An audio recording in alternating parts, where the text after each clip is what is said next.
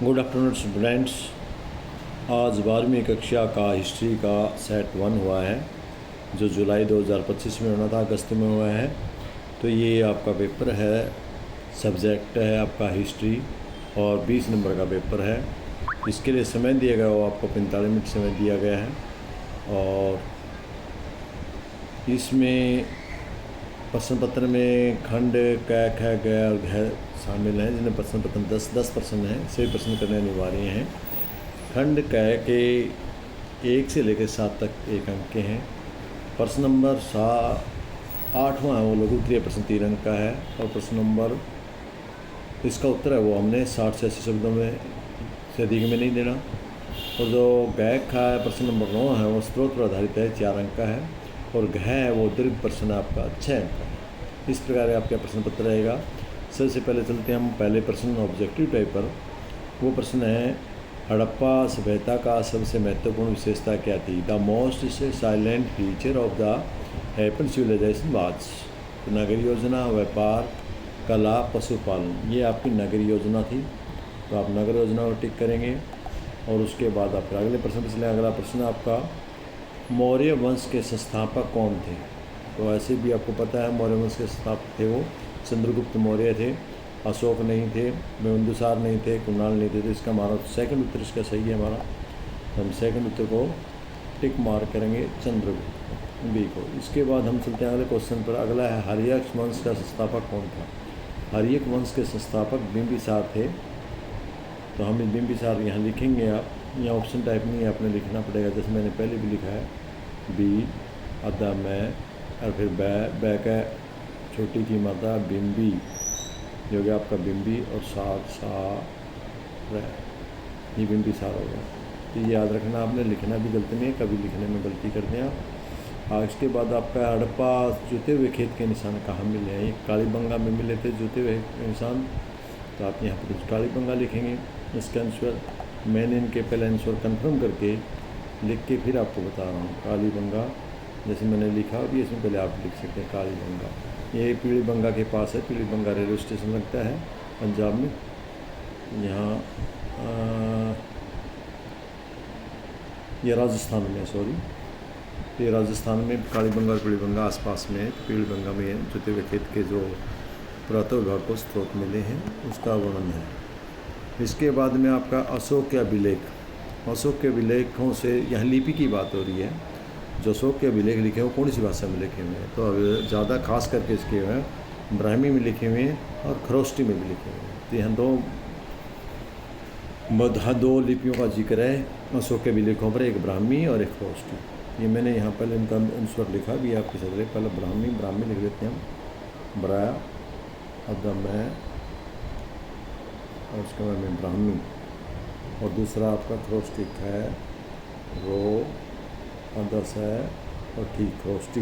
ये 2 लिपियाँ, ठीक है, आप कर लेंगे। इसके बाद सम्राट अशोक द्वारा धर्म का प्रसार करने के नियुक्त अधिकारी को क्या कहते थे? उसको धर्म महामंत्री कहते थे। धम्म शब्द है धर्म का प्रसार करने के लिए, तो उसको बोलते थे धर्म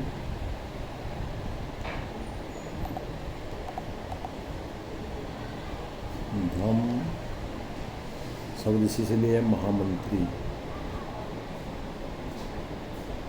दम महामंत्री बोलते थे उसको। इसके बाद जो आगे आपका वो दिया है, अभिकथन मनुष्य स्मृति का सबसे प्रसिद्ध विधि ग्रंथ है। बिल्कुल ठीक बात है। इस ग्रंथ राजा को सीमा विवाद से बचने की सलाह दी गई, ये बिल्कुल ठीक बात है और ये पहले बात की व्याख्या भी करता है। तो हमारे पास है पहला बोथ है R be true and the R is the correct explanation of the ए।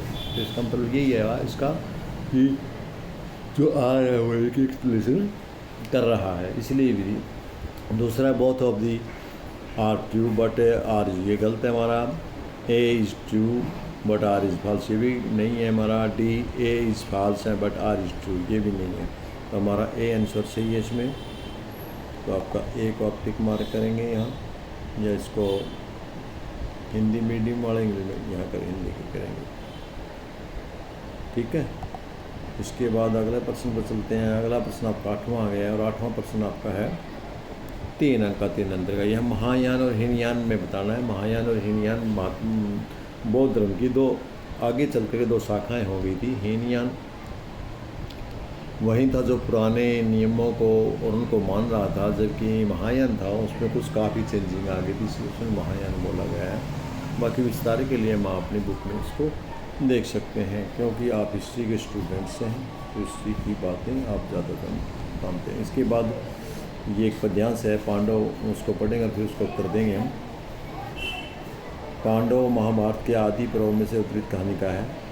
पांडव गहन वन में चले गए थे, थक कर सो गए। केवल द्वितीय पांडव जो भीम, जो बल के लिए प्रसिद्ध थे, रखवाली करते रहे। एक नरभक्षी राक्षस को पांडवों की मानव वंश से रिसीव किया और उसने अपनी बहन हिडिंबा को, हिडिंब राक्षस था, उसने अपनी बहन हिडिंबा को उन्हें पकड़ कर लाने के लिए भेजा।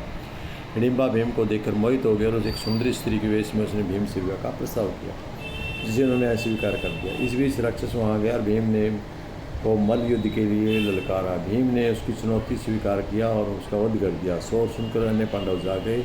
हिडिंबा ने उन्हें अपना परिचय दिया और भीम के प्रति अपने स्नेह से उन्हें अवगत करवाया। वह कुंती से बोली, हे महान देवी, मैंने अपने मित्र, बांधव और धर्म को भी त्याग कर दिया है और आपके वांग सदृश पुत्र का अपने पति के रूप में चयन किया है। चाहे आप मुझे मूर्ख समझे अथवा अपनी समर्पित दासी, कृपया मुझे अपने साथ ले लें तथा आपका पुत्र मेरा पति हो। अंत युधिष्ठिर शर्त पर विवाह के लिए तैयार हो गए कि भीम दिन भर हिडिंबा के साथ रहेगा, रात्रि के समय उनके पास आ जाएंगे।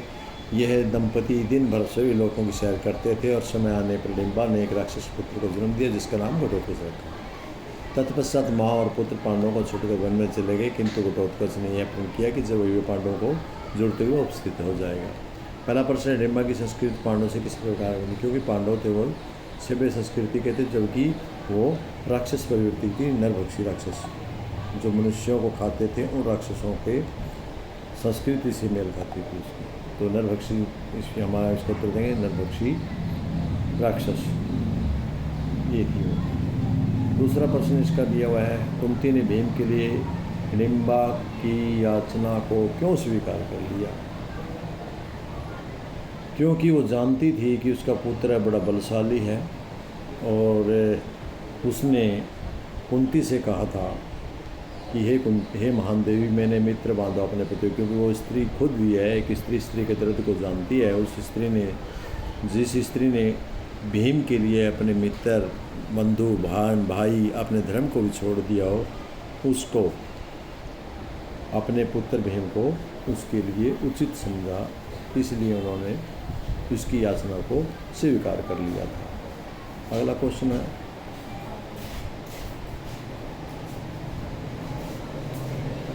इस घटना में कुंती की दूरदर्शिता कैसे सिद्ध हुई? क्योंकि कुंती ने ये जान लिया, वो औरत थी और औरत के दर्द को जान लिया। उसने ये जान लिया कि ये औरत है, इसने जिसके लिए अपना सब कुछ त्याग दिया है, घर, परिवार, भाई, बंधु, तो उसके लिए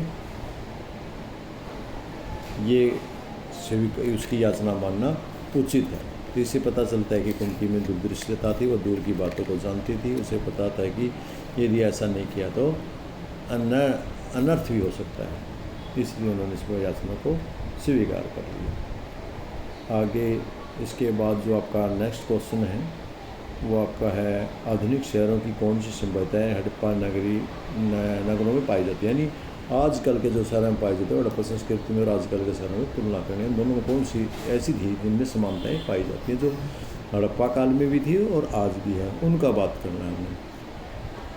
तो आजकल भी बड़ी चौड़ी चौड़ी सड़कें बनाई जाती हैं, जहाँ भी कॉलोनियाँ काटी जाती हैं बढ़िया, तो चौड़ी सड़कें की जा रही हैं, और हड़प्पा काल में भी चौड़ी सड़कें थी। सबसे पहले विशेषता दोनों में ये है, आधुनिक शहर में और हड़प्पा काल के नगरों में की चौड़ी सड़कें होती थी, आज भी और पहले भी होती थी। तो ये पहली विशेषता मिलती है हमसे जिनसे। दूसरी है साफ़ सफाई, आज भी साफ़ सफाई को पसंद किया जाता है, जबकि हम हड़प्पा के नगरों की बात करते हैं उसमें बड़ी साफ़ सफाई का ध्यान रखा जाता था। तो इस प्रकार ये समानता भी दोनों में समान है।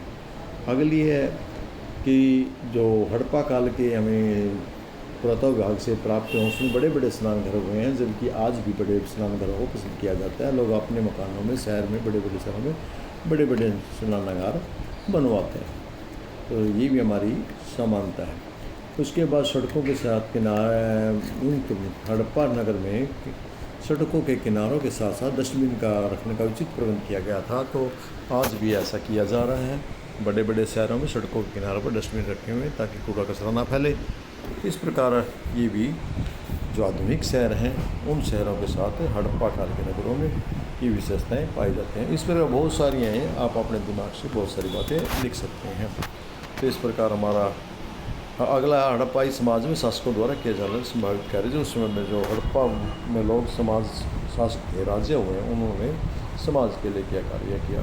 तो लगभग नगरों को साफ़ सुथरा बनाया, नगरों में चौड़ी सड़कों का निर्माण करवाया, नालियों का निर्माण करवाया, पानी का उचित प्रबंध करवाया, इस साफ़ सफाई का कूड़ेदान रखवाया, डस्टबिन रखाए, ये सारे कार्य किए गए। यानी ऊपर और दूसरा वाला पर्सन सेम है, वो आपके ऊपर डिपेंड करता है आप किस प्रकार लिखते हैं।